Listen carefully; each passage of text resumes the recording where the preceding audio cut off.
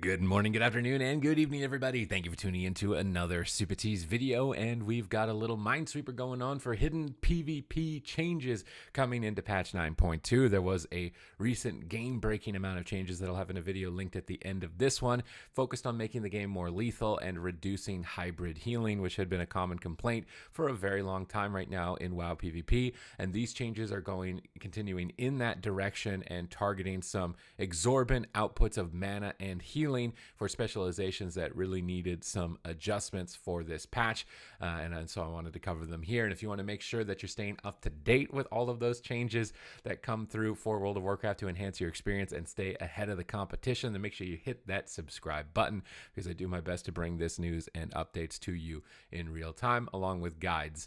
I do as well stream on twitch.tv/Supatease. I'm on day 129 of streaming in a row. Viewer games, rank 1 pushes, I should say failed rank 1 pushes, but we came close, 34, 32 at the end of my run. Had some very fun games at the end of it. I hope that everyone enjoyed them that got to experience it, and that's in my Twitch VODs as well if you missed it. But in this recent round of changes, I really like what they've targeted. It makes a lot of sense, and with the way that they've gone about it, I wish that it had been in the patch notes, because these types of changes, I think, would be a big W for community impressions for PvP, because we were starting to get a bit worried towards the end of this PTR that where was the PvP changes? Then suddenly on the last 4 days, we're like, whoa, okay, there we go. There's a lot of changes that are coming through that actually make a lot of sense. And in this round, it's going to be Resto Druids, Rogues, Priests, and Paladins receiving some changes. The Verdant Infusion legendary for Resto Druids is going down to 80% effectiveness. And if you don't know what this means, this is the legendary that allows you to extend the duration of your heal over time effects with Swift Mend, and most importantly, the Cenarian Ward.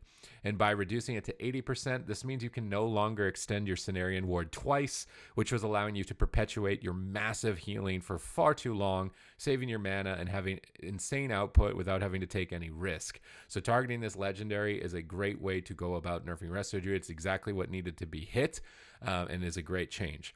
Perforated Veins, which is a conduit for rogues that increases the damage of Gloomblade, is being reduced from 100% to 40% effectiveness, likely trying to target that immediate kind of one-shot damage from subtlety rogues or potential builds in 9.2 that maybe we were unaware of.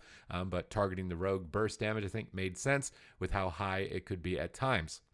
Wrathful Fairy, 100% effectiveness to 50% effectiveness, and this is the mana regeneration from the Night Fae Covenant. This is most importantly for healers or priests in Jungle Cleave, I think, or the Melee Cleave priests that want to make sure they have infinite sustainable mana.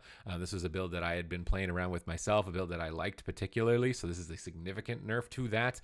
But again, targeting things that perpetuate matches into 90% dampening, 80% dampening. I would rather have the game be more lethal rather than just having these infinite fight perpetuating mechanics in the game. So I think that it does make sense, and I like their approach doing this and targeting the temporary borrowed powers and nerfing those, because when we move into the next expansion, Verdant Infusion, it's not going to exist, I would think.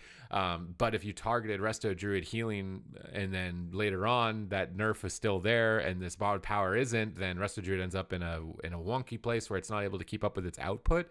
And that's one of the future risks that I see with the recent round of changes that happened, which targeted hybrid healing. We saw defensive stance nerf to 10% in PvP. We saw healing surge nerf by 9% on enhance, Word of Glory nerf by 10% on Ret Paladin, things like that.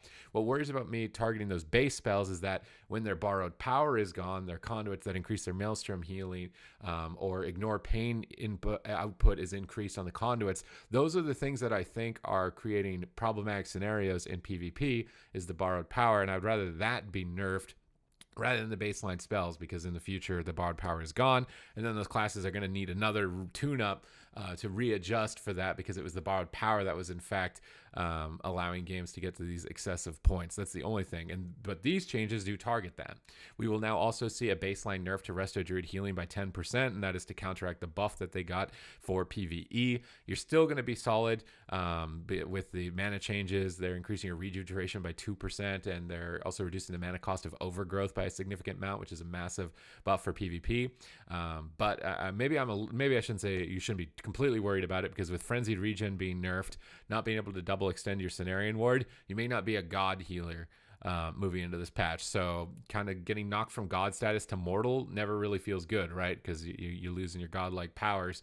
So you're going to be fighting on more of a mortal term, I think. Holy Paladin getting some healing buffs here from 6 to 12, and perhaps with this Verdant Infusion change, Resto Druid mana is going to be more in line if they have to spend more mana reapplying their hots, and Priest mana is going to get put in line with this 50% mana nerf that maybe Paladin will be able to kind of keep up with them.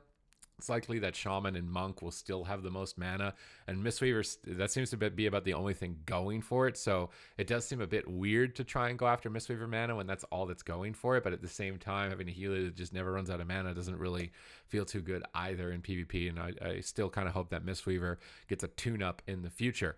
But regardless of that, I just wanted to bring this quick little hidden update with patch 9.2 going live, and if you're going to be coming back to the game or checking out a new spec or a new comp, let me know in the comments down below. Aside from that, thank you very much for watching the video, and I will see you in the next one.